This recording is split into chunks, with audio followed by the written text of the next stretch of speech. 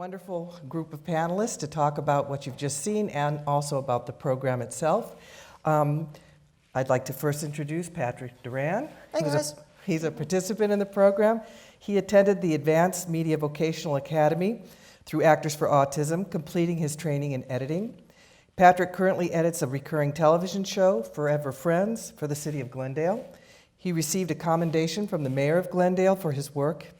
He has also edited work for documentary films, advertisements, and Actors for Autism interviews.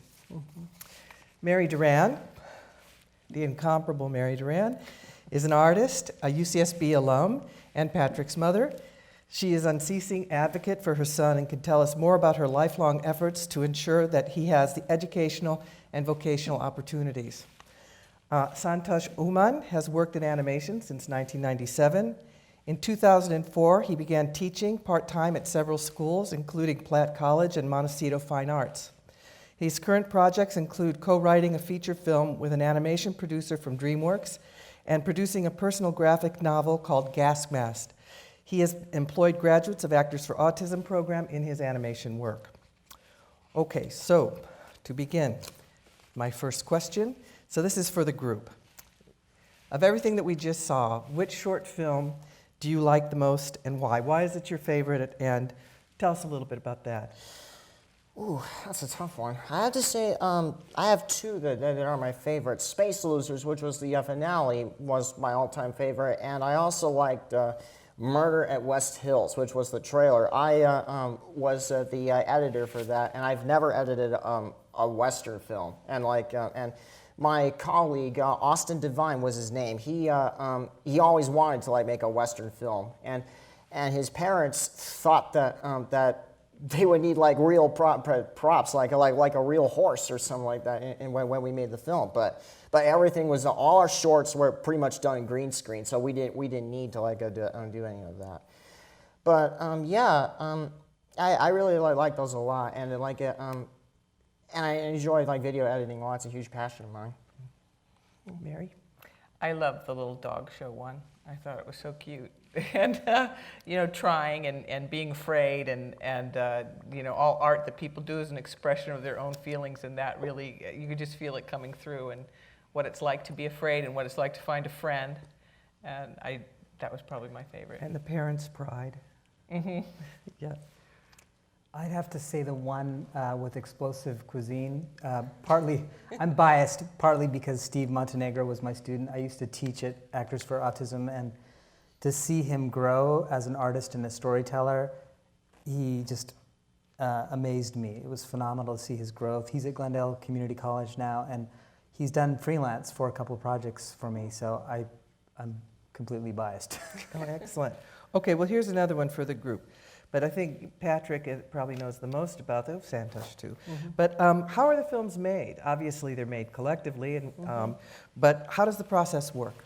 Well, the first thing that we do is that we have our students film each short that they want to make, and we have our own lighting equipment, and we have cameras for ourselves. And lately, as of right now, we've been using our iPhones for our interviews that we do. But I'll get to that in just a moment.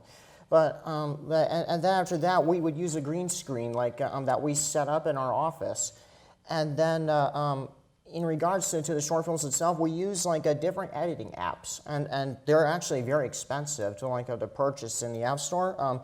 One of them is Final Cut Pro, which is an editing software tool that I've used for about 6 years now. I learned about it when I first started Actors for Autism in 2011. And the other app that we use is Adobe Premiere, and that app is separate from from buying in the App Store. It's kind of you have to make an account on Adobe.com, and they offer monthly plans or something like that. But depending on what you want, though, it's pretty expensive. The last time I get to that. But who decides who's going to be acting, who's going to be editing? Because I saw a number of repeat performers. Well, are they your best actors? Is that why they're chosen? They are, yes. And we have a board meeting, like a little table read to and they kind of go through the script of each film, and we we decide officially who would play who, for each film. And we also do the same thing as well when we have guests come over, because and since I mentioned that we have interviews once a month or so, we have guest speakers come by, mostly celebrities themselves and animation speakers from time to time, and video game designers. What celebrities? Our most recent one that came was Gary Casper, who is an actor and a stuntman who appeared in a huge variety of movies. He was in Roadhouse with Patrick Swayze. He was in the television show Buffy the Vampire Slayer.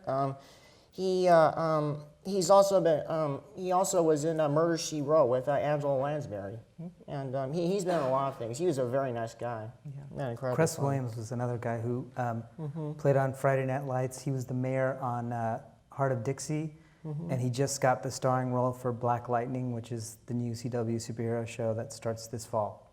So, Okay. Well, I don't know, because Alyssa's not with us, but I wonder, how are films selected for inclusion in the festival?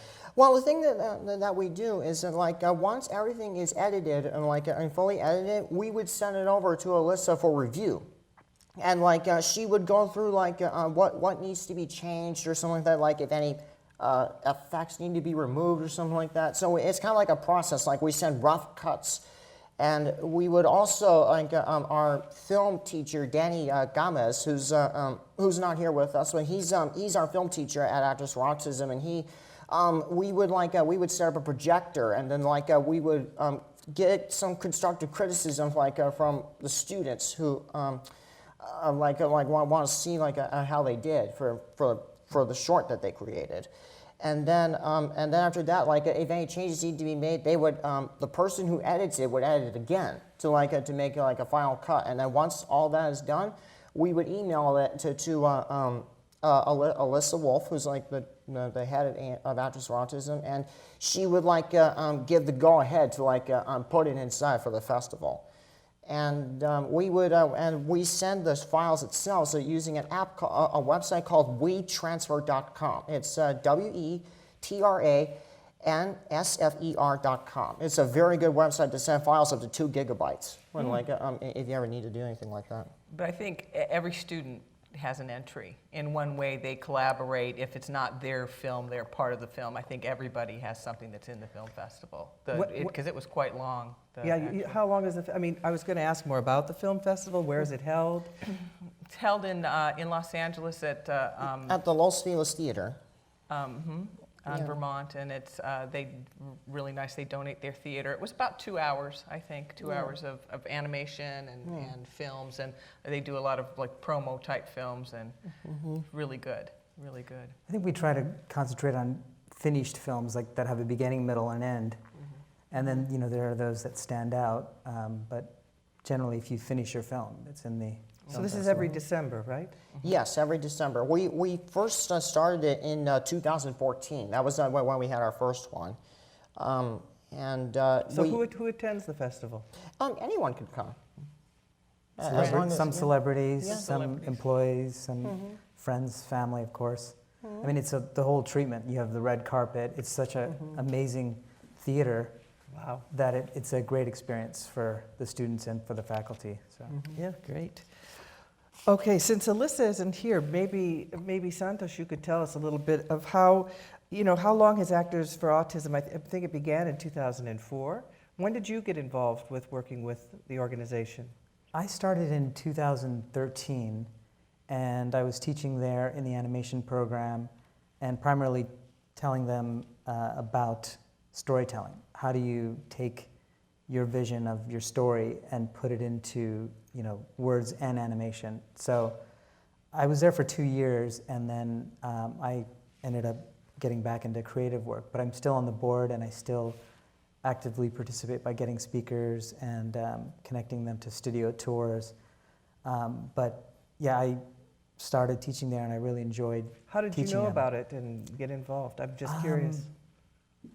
I think somebody referred me to teaching, because I had taught before. I was the chair of an animation program at the Art Institute in San Bernardino. I had taught at several colleges, I'd stopped doing animation in 2007 just because I wanted to do my own projects on the side and teach. I think I felt like I wanted to give back. And so one of my friends suggested, hey, have you thought about teaching autistic students? There's a school in Glendale. And I thought, well, let me see if this is something that I can do. And it was a great experience for me. And just seeing these guys grow into storytellers was, it was such a great feeling of just being able to get them to work together, whether it was on one project or collaborate on a bigger project where they did a short all together. Yeah, no, great. Okay, so Mary, I'm turning to you because I think from the parents' perspective, how did you learn about Actors for Autism? And did Patrick always have an interest or aptitude for media work? Yeah, Patrick, first of all, was always really, really good with computers. And of course, his attention is really good. When we did all those programs to teach him things from the time he was young, he learned very quickly on the computer and of course loves movies, could imitate voices perfectly, did a lot. He loved drama when he was involved in it in high school. And as high school was coming to a close and you start panicking because you don't know what you're going to do next, I actually found out about Actors for Autism at a booth at the Autism Speaks Walk at the Rose Bowl, and got a bunch of information, and then I went to another opportunities fair at the help group out in Sherman Oaks, and there was another table there, and it was a mom who was involved in Actors for Autism, and I saw the documentary Kids with Cameras that Elisa put together. It's really great, and seeing what they were doing, and I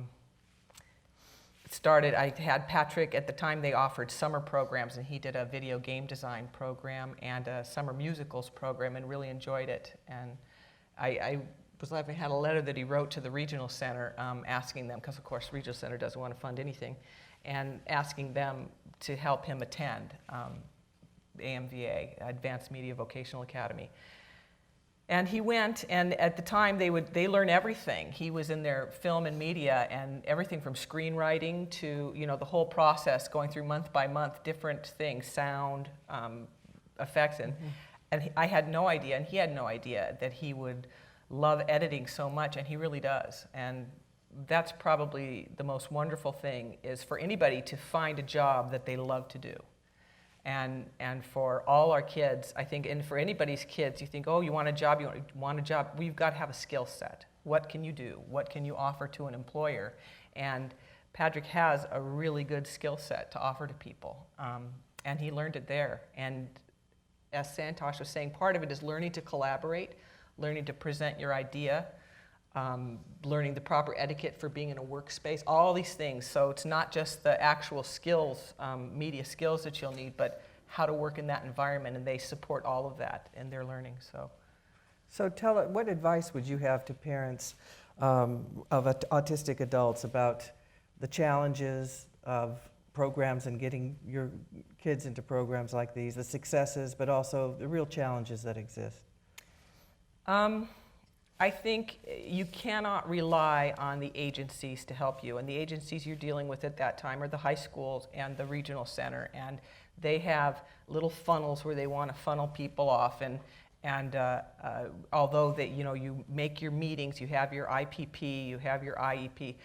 Maybe you tell, maybe everybody knows what a regional center is, but maybe they don't. Regional centers in California are a partially state, partially federally funded organization to provide resources for people with disabilities. And there are different categories from 0 to 3, 3 to adult. They divide it up different ways. It's changed over the years. But they are to help you make these transitions and access all kinds of opportunities from housing to work. But in Patrick's case, when he graduated from high school, and I went, what are we going to do? And they said, well, he can work, so he should get a job. Well, where's he going to get a job? Well, I don't know. He can go look for a job. Maybe you should ask Department of Rehabilitation. I'll call Department of Rehabilitation. Well, you should call your regional center. You should call this. There's no real support or help. And when I started looking, again, I went to a lot of job fairs, a lot of looking for different things that I thought might suit him. regional center finally came up with, they want him to go to, what was it, Foothill? Foothill Making Company or something. Where they manufactured staplers. It was a line thing. It was like Pat would go running for the exit. It was not appropriate. It wasn't for him. But they just don't have anything they don't know. And most people, while they might want to help, they have very set ideas. And my advice would be, as parents, you know your child. And there may be people who are experts, but they spend relatively little time with your child. And you know them, know what they like, what they can take, what they can't take. And you do have to stretch, but you need to stretch in a supported atmosphere. And I've seen Patrick just really blossom in the program. He's never been happier. And it's work, it's hard work.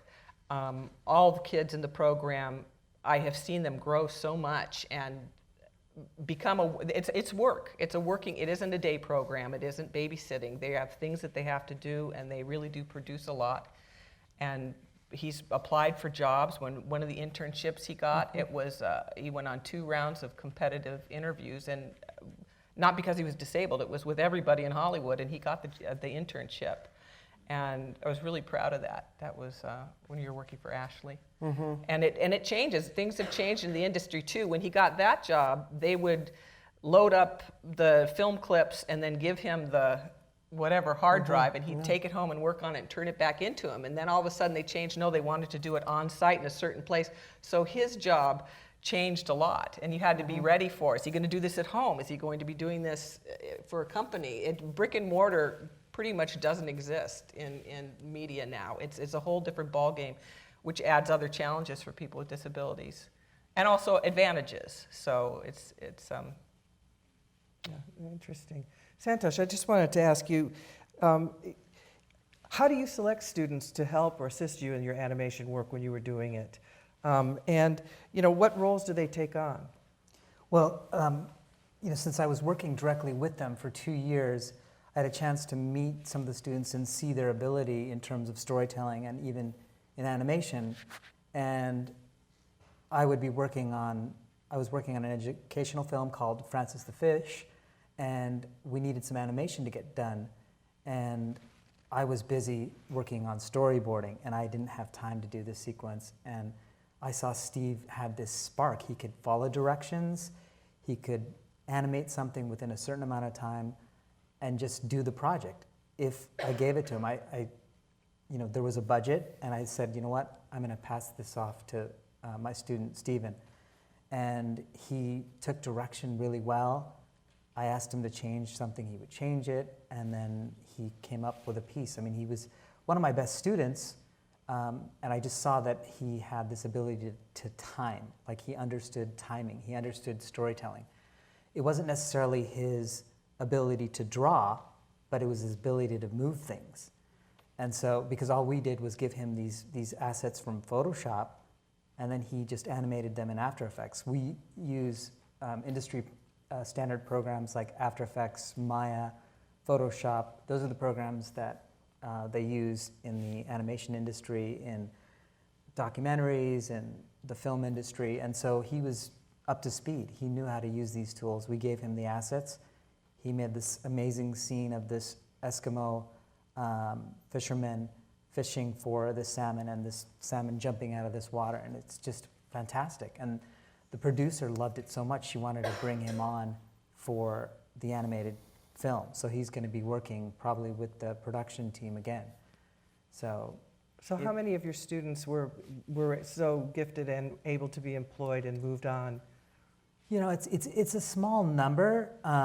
There's 2 or 3, and it always depends on the ability to collaborate. Right. And that's the success of Actors for Autism and AMBA, is a student coming in may not have collaborated with people, but collaborating with his friends in the classroom and taking feedback, he learns to kind of take critique easily, or, oh, I can change this, I can make this better. How do you take critique? How do you give critique? And how do you take direction?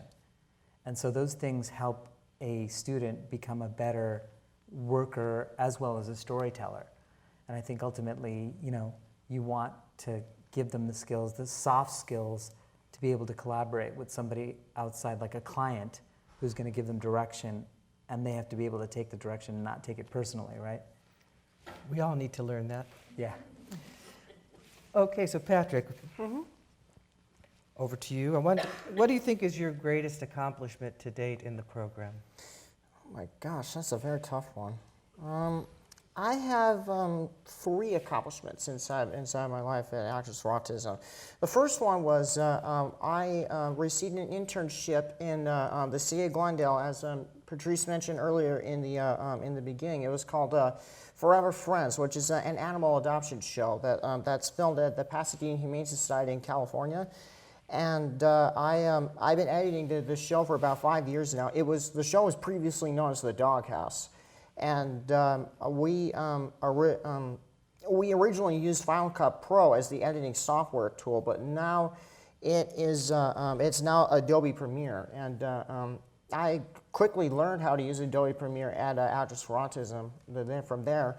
And I would take notes to I learn about the keyboard shortcuts and and everything else like that. Adobe Premiere is the exact same thing as Final Cut, but the only thing is it just has a different timeline or something like that, or different kind of a technology to do that. But the other accomplishment that I have was being able to edit being able to edit celebrity interviews, and we do have guests come over each month, at Actors for Autism, but it depends on their timing, and as students we have no idea who's going to come and who's not going to come. But the other thing that who interviews the celebrities? We give a turn in a way, we give a fair share. Usually the film students would do that, or if we had a speaker come by, an animation speaker, they would give a presentation, and then the students would ask questions. And Santosh is mostly the coordinator for the animation speakers to come by. And Liz Fenning, who is our main supervisor, here at Actors for Autism, sometimes will contact the celebrities to come by. And but to get back to my accomplishments, since she asked that, the other one was being able to edit for a film festival, for a public event. That was a major accomplishment for me. Yeah. And at the same time, it was exhausting for me to edit all the shorts all within a month or something like that. For a 2-hour program? Actually, the program is 5 hours. Our shift begins at 10 a.m. and it ends at 3 p.m. I see. Okay, so what has been your greatest frustration? I think the greatest frustration for me personally is when you apply to get a job, you don't hear back from them. I've been applying to so many positions when I'm at Actors for Autism, and then I ask them, I get my resume and my cover letter, and then I just don't get a response back. That's what's very frustrating, is that you just don't hear back from them, and that's also been frustrating for my mom as well. Well, so what advice would you have for others who might be interested in working in the media industries? Well, the biggest advice that I give is to be yourself, don't panic, and when you learn something at Actors for Autism, it might make a difference inside your life. And for those of you that don't know, at Actors for Autism, we have 3 classes, as I should say. We have we have 4 classes inside. We have the film program, we have an animation program, and video game design, and customized employment. And currently, I'm in the customized employment program. What's that? The customized employment program is where you learn about how to get a job in a way, and kind of create your own business in a way. And one of my colleagues named Tariq Al Hassan is a colleague of mine, and he's been with Actors for Autism since 2009, and he started an Etsy shop and is selling moldified jewelry inside, and it's really gone well for him. And in each month, if you want to join the film program, each month we have we talk about all the things inside the entertainment industry, from camera and lighting, sound design, and script writing, and almost like one of everything inside the filmmaking industry. And your favorite is editing? Yes, video editing is a huge passion for me. Like video editing was my favorite of all time because it's always good for me to like help edit things that need to be done. And ever since I've been at Actors for Autism, I've been giving like the full-time duty as the in-house editor at Actors for Autism. And and I'm often given like the duty to edit each project or something like that. And I also bought myself an external hard drive because that's one thing that a requirement that you'll need if you want to join the film program. And you will also need a laptop computer with you, because most of the students at our program use Apple computers, but we only have one student who uses a Windows, but we primarily use Apple computers from time to time. Yeah. Right. So, Mary, tell us a little bit about, how, I don't believe that this program is free. How do parents get involved? How do they pay for it? What role does regional center? I'm just wondering more of the nuts and bolts. It's changed a little bit over the years. Currently, with a regional center, if you want to be part of a program, it has to be vendored by the regional center. It has to meet certain qualifications, certain things, and then they will agree that it's one of the programs that they will offer and fund. And different regional centers have different things that they'll fund. We're in the Lanterman Regional Center, which is Los Angeles, and they fund it. They fund Pat's program, but of course, they didn't want to fund it.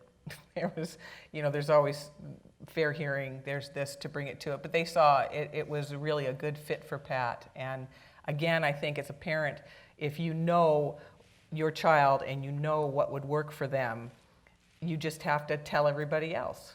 This is what I know about them. This is what will work for them. And it can be hard, but you have to find the funding. That's in everything. That's a hard thing. But for me, the bigger problem was finding a program. As you're leaving high school, looking for a program, there is really not much. When Patrick was diagnosed with autism at age 2, his pediatrician, who was my youngest sister's pediatrician, he had 30 years, he had never had a case of autism. He didn't know he had no idea. And the statistics then were 1 in 10,000 children. And so looking for programs, it was a completely different ball game. And I talk to people now, and it's a whole different thing for kids now. It's not so much what treatment should I use, but how are you going to get funded for this much treatment? It's changed. And similarly, the resources available are changing, and it's now, the statistics are 1 in 68 children have autism. So Patrick was riding the crest of this wave, and I feel like we have been trying and hopefully setting standards and helping other people. This program is now vendors, so other people won't have to go through what we did to get him into it, because there are so many people and so few resources.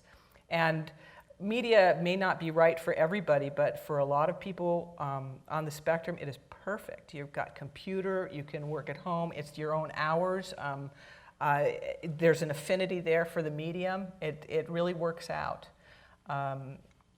For me, I would really like Patrick to work out with somebody, because I want him to be part of a community, and that's a change in the industry, where it isn't like, oh, everybody's going to Warner Brothers and has an office there and it's working. It's not like that anymore. But that's not bad either. It's just changing. When one of the bigger things when Pat was interviewing for jobs, when he went out on that interview, he had a job coach with him, and you don't know how, as the mother, you don't want to be there. I didn't go in or anything, but should his job coach go with him? Should Patrick put on his application that I have autism and I am also an editor? Should it come up? Should it not? Those things, it's hard to know. But he did get that internship with HFC Productions in Hollywood, and the gal who interviewed him told me later, she said, they loved having you. He was the greatest guy. He'd still be there, but they don't ever pay anybody. They just get more and more interns coming through. So his time ended, but she said, I really appreciated that he had a job coach who told me that Pat had autism, and he was perfectly capable of doing the editing, and to give him a chance. And that was brief at the beginning, and he interviewed and he got the job. So it's not something to leave out of your application by any means. Yeah, and and also like on certain months or something like that, but I'm not sure like what day it is. I think the date's random. Autism for Autism itself has an open house like inside the building where it is, and Alyssa Wolfo will also, she gives all the details and everything on how to apply to Adapters for Autism, and she will also give kind of a little bit of short info on the regional center itself, and and you kind of you also get a tour as well at the program and learn what each student does in a way. But that too would be good as well if you want someone to apply there. So how many people are in the program at any given time? I think we have maybe about a dozen or more, something like that. We have about about Up to 25 or 30 sometimes. It depends, right? I mean, depends on how many are in the visual effects program, which they recently started. Is it mostly men? We are trying to get more women inside there, but it is mostly men because my boss says that that men are more prone to being diagnosed with autism, and we have 3 women now inside our program, but it's mostly boys now. But I told my boss that we need to hire more women because otherwise our program would end up being sexist, which I actually I don't want to happen. And we are expected to have a 4th woman come inside, I believe next month, but I'm not sure what day it is. But we're actually becoming a very diverse program, and that's a big goal, big achievement for us. Yeah, agreed. They're also housed in the Hollywood Production Center there in Glendale, which is great because there's just a lot of industry people there. There's a lot of things going on, and whether you're, at the basement cafe, they have little networking events and things. All that is so important. Just as in any profession, to know people, that networking means a lot. So it's an important thing. It's not like they're off in they're right in the thick of it. Yeah, it's a tiny facility, but because there's productions going around, it's just good to be plugged in. I mean, they were doing effects for the Flash TV show in the same building. So, I mean, there's so many things that are happening. So tell me, Santosh, as a teacher, so you taught at Platt College, Montecito Fine Arts. And I assume you're teaching animation, storytelling, all the same. So what was the challenge or differences between teaching at those institutions and teaching at Actors for Autism? Patience. I think patience and just giving people a chance to spread their wings, but that they may take a little bit longer to spread their wings. And being really, careful in the way that you're articulating your lesson plans. Maybe you're changing your lesson plans to be more visual, or you're breaking your lesson plans into separate bits so that they can understand them, and then just really making it about storytelling versus just, okay, this is a technical aspect. It's like, okay, tell your story. Well, one thing I was really struck, and I'm sure others were watching the film festival films, is how much the storytelling is often about being an outsider, trying to find connection. The one with the puppies, fear of failure, fear of performance, but also, all of them seem to me, as though I'm certain that all of your colleagues, Patrick, we're all deeply immersed in the media. So, they're well aware of the stories out here, but it struck me that the particular stories that we were able to see today, are some very moving stories about what it feels like to be outside looking in, what it feels like to be rejected, what it feels like to be in love, all those things. Well, please join me in thanking all of our panelists, Santosh Uman, Mary Duran, and Patrick Duran. Thank you. Thank you.